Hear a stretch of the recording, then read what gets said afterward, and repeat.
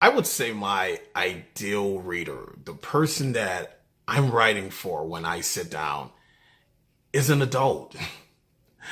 I write books for grown people, you know. I'm not a YA kind of author, yeah, and because I'm not a YA kind of reader, you know. And it's a challenge these days to find books that are about adults, you know, find books that are about women that are 40 and 50 years old, grown women, you know, 60 years old, you know, the happily married couples are couples that are grown and interacting. I think that that is something that has, you know, it's a challenge to find a book that's like that because, you know, there's so much out there that's driven by publishing companies and they want a certain kind of thing. And I'm not an author that's going to write that certain kind of thing, you know. So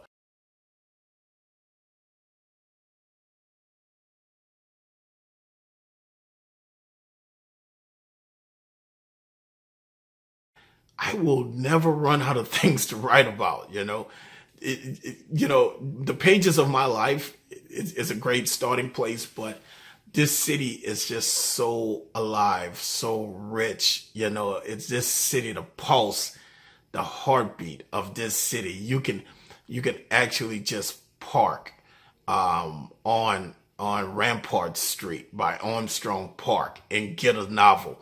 You can park by Jackson Square and get a novel. You know, you can park by the St. Claude Bridge. You know, you can park anywhere in the city, and there's gonna be something that awakes your senses and gives you a story. And that's why all of my books, from where I'm sitting right now, the vast majority of them, they're going to be set in New Orleans.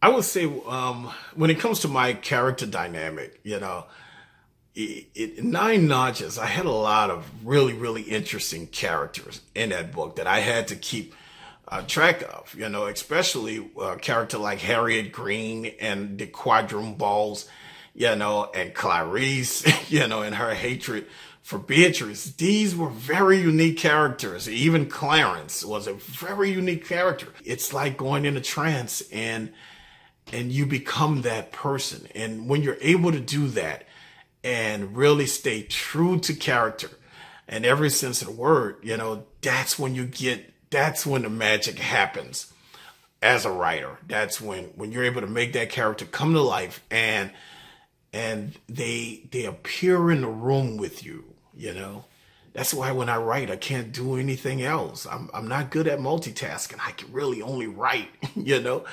And it's this crazy thing because my characters will stand in the room until I do something with them. So if it's a day that I don't feel like writing, then I have a bunch of people just following me around everywhere I go, you know. And I have to give them something to do.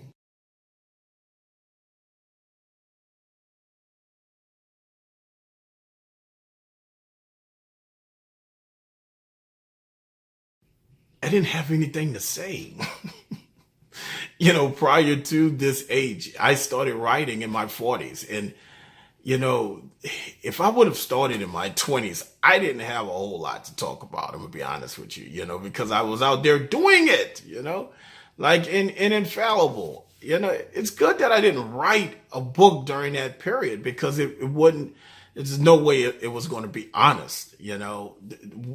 The Infallible above anything else is an honest manuscript. You know, it started as an honest sentence. And, you know, when I sit down with the white Word doc page, you know, that first word was honest.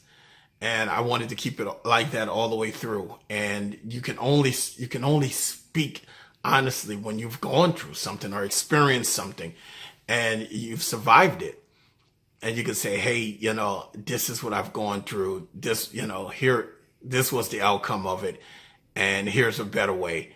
And to be able to put that in a story that's entertaining, That was a part of the challenge, but that's what I feel makes a series like infallible. I think it's precious. It's definitely precious to me.